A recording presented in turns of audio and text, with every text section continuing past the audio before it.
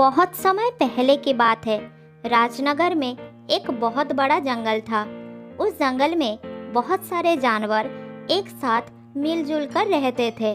जंगल के सारे जानवर पूरा दिन भोजन इकट्ठा करके शाम होने से पहले अपने अपने घर में लौट आते थे।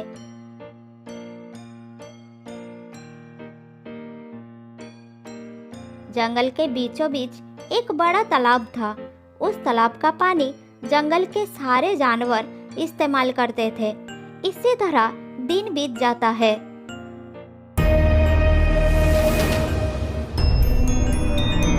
उस जंगल में एक सियार रहता था।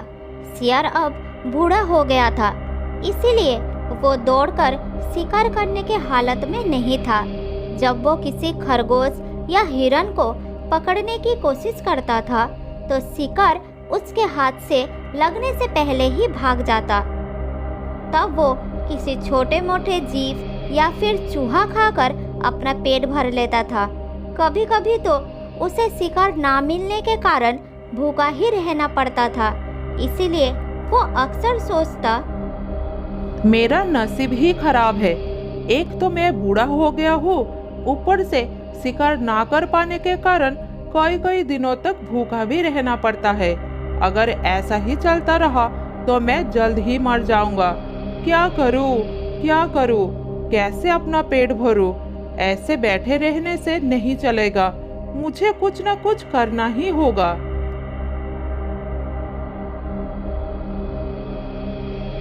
ये सोचकर सियार गुफा से निकलकर जंगल की ओर जाता है। सियार को जीवित रहने के लिए भोजन तो हर हाल में ही चाहिए था। इसीलिए अब सियार शेर के छोड़े गए मांस के टुकड़ों और हड्डियों को खाकर ही अपना गुजारा करने लगा।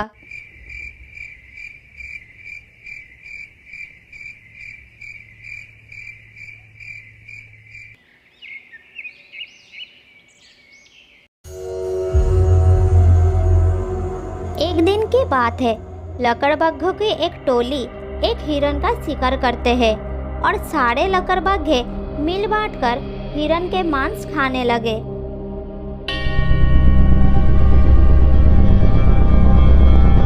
तभी वहां पर सियार भी आ गया और लकड़बग्घों को मांस खाता देखकर उसे भी मांस खाने के लिए मुंह में पानी आ गया। तब वो मन ही मन सोचने लगा, अरे वाह, ताजा ताजा हिरन का मांस! इसे देखकर ही तो मेरा भूख बढ़ गया। अगर मैं किसी तरह इस हिरन का मांस इन लकड़बग्घों से हथिया लूं तो आज मेरी भी मजेदार दावत हो जाएगी।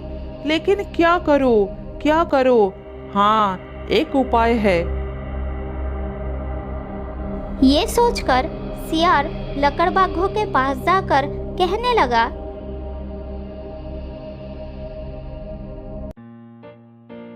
अरे ये क्या? तुम सब इस तरह मूर्ख जैसे काम क्यों कर रहे हो? तुम्हें इतना भी नहीं पता कि हिरन का ताजा मांस कभी नहीं खाना चाहिए? तभी खाना छोड़ के दोनों लकड़बग्घे रुक गए। उनमें से एक ने सियार को पूछा, क्यों भाई क्यों? हिरन का ताजा मांस खाने से भला क्या हो सकता है? हमें तो ताजा मांस ही बहुत पसंद है। अरे भाई, हिरन के मांस में बहुत गर्मी होती है। ताजे मांस की गर्मी पेट में घाव बना देती है। इसलिए हिरन का मांस हमेशा बासी खाना चाहिए। जब भी मैं हिरन का मांस खाता हूँ, हमेशा बासी ही खाता हूँ। हाँ, ऐसा क्या सियार दादा? हमें तो इस बात का पता ही नहीं था। अच्छा हुआ जो तुमने हमें ये बात बता दी और हमें बीमार होने से बचा लिया। अरे भाई, ये तो मेरा फर्ज था। अगर मैं किसी का थोड़ा उपकार करता हूँ और उसमें उसका भलाई हो तो इसमें गलत क्या है? मैं हमेशा सबका भलाई के लिए ही सोचता हूँ। लेकिन सियार दादा, अब हम इस मांस को बासी होने तक कहाँ छुपाए? अगर यही इसे छोड़ दिया तो कोई दूसरा जानवर इसे खा जाएगा। इसमें चिंता की क्या बात है? मैं हूं ना। इस मांस को छुपाने का काम तुम मुझ पर छोड़ दो। इसे ले जाकर मैं किसी गुप्त स्थान पर छुपा दूंगा और शाम होने पर तुम्हें वापस लाकर दे दूंगा। फिर तुम सब मजे से खा लेना। हाँ हाँ, यही ठीक रहेगा। तुमने आज हम पर बहुत बड़ा एहसान किया है। लकड़बाघे सियार के बातों में आ गए और सियार मांस को मुंह में दबाकर मन ही मन अपनी चालाकी पर खुश हुआ और वहां से चला गया।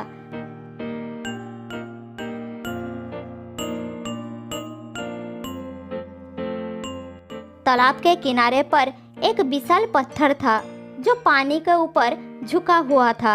इस पत्थर के ऊपर ही आजकल सियार का ठिकाना था।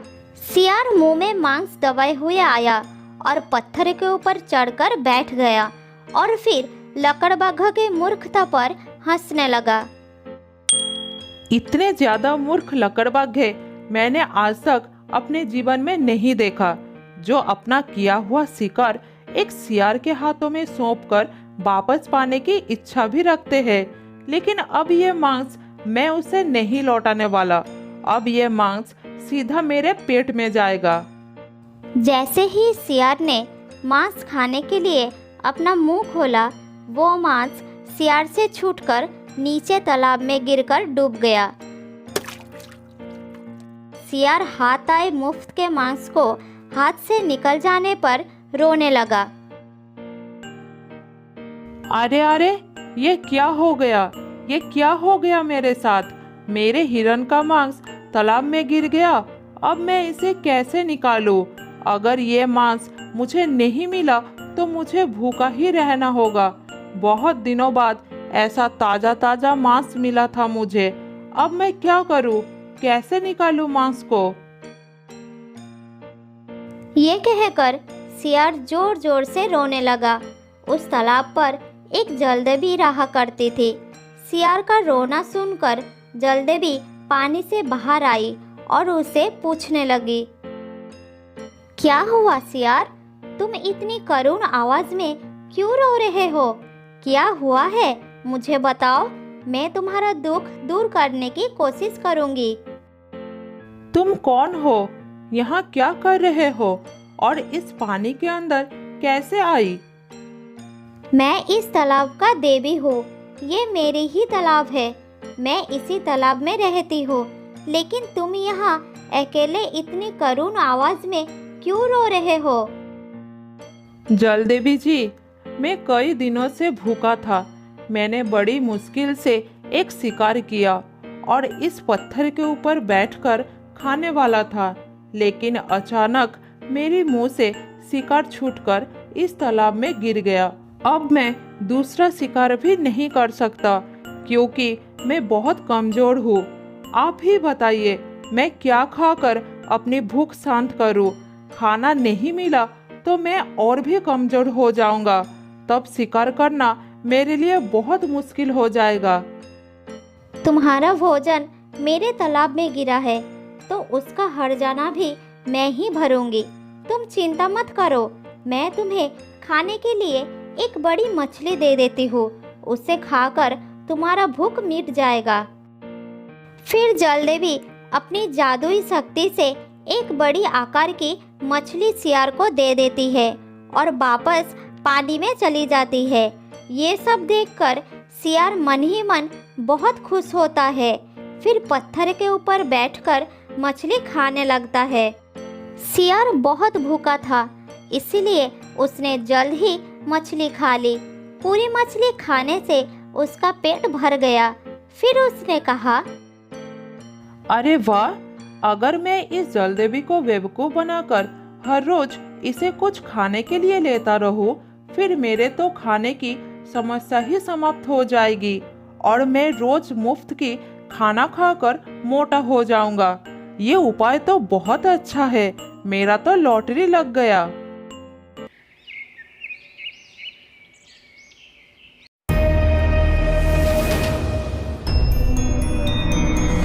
अपनी योजना के मुताबिक सियार अगले दिन उस पत्थर के ऊपर गया और एक पत्थर को तालाब के पानी में गिरा दिया। फिर बैठे बैठे रोने लगा।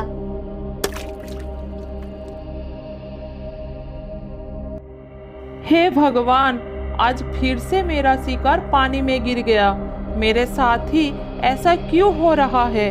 अब मैं क्या खाऊंगा? हे जलदेवी, मदद करो मेरी। सियार की रोने की आवाज सुनकर आज भी जलदेवी पानी से बाहर आई और सियार की रोने के कारण पूछने लगी। सियार ने जलदेवी को झूठ बोला कि उसका मांस तालाब में गिर गया है। अब मुझे खाना देने की तुम्हारी जिम्मेदारी बनती है।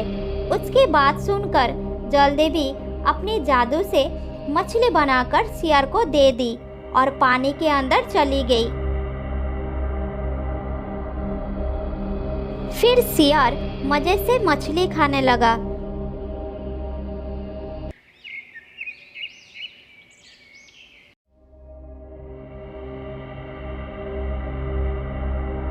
रोज रोज मुफ्त का मछलियाँ खाकर सियार का लालच बढ़ता चला गया। अब वो हर रोज जलदेवी को बेवकूफ बनाने लगा और उससे मछलियाँ हड़पने लगा और भरपेट मछलियाँ खाकर सारा दिन पत्थर के ऊपर बैठता रहता था। इसी प्रकार से कई दिन गुजर गए।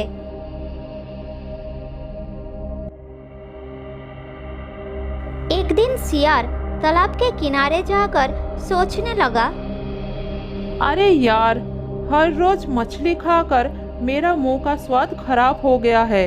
हर दिन एक जैसा खाना मुझे बिल्कुल पसंद नहीं है। आज मैं जलदेवी से कोई और जल का जीव मांग लूंगा। इससे मेरा मुंह का स्वाद थोड़ा बदल जाएगा। हाँ, ऐसा करना ही ठीक रहेगा। और ये बात सोचकर सियार हर रोज की तरह तालाब में पत्थर डालकर रोना शुरू कर देता है। रोने की आवाज सुनकर जलदेवी पानी से बाहर आई और सियार को रोने के कारण पूछने लगी। फिर सियार जलदेवी को हर रोज की तरह झूठी कहानी सुनाने लगा। उसकी बात सुनकर जलदेवी कहने लगी, सियार, मेरी समझ में नहीं आ रही कि हर रोज तुम्हारा मांस मेरे तालाब में ही क्यों गिर जाता है। कहीं तुम मुझसे झूठ बोलकर मुफ्त की मछलियाँ तो नहीं खा रहे हो? अगर ऐसा कर रहे हो तो मैं तुम्हें गायब कर दूंगी। नहीं जलदेवी जी, मैं कभी झूठ नहीं बोलता। मैं तो सच बोल रहा हूँ। ना जाने क्यों जब भी मैं शिकार लेकर यहाँ आता हूँ तभी शिकार मेरे मुंह से छूटकर पानी में गिर जाता है।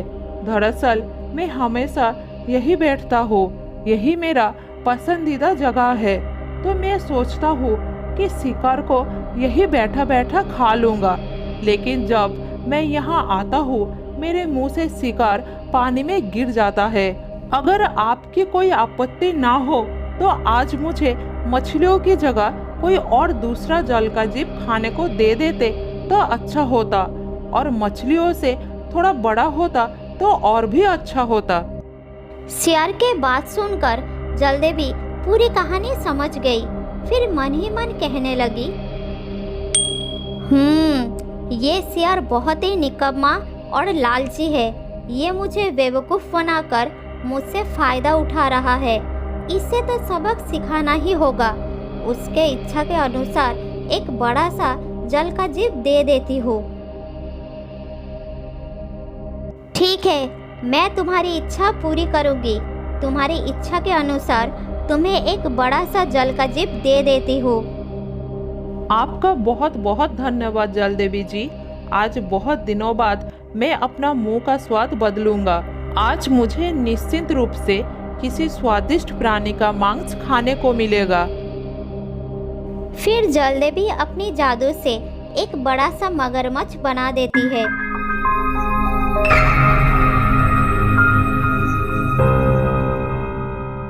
जो मगरमच्छ लालची सियार को पकड़कर खा जाता है और वहां से गायब हो जाता है। तो दोस्तों, इस कहानी से हमें यही सीख मिलती है कि हमें कभी भी लालच नहीं करना चाहिए।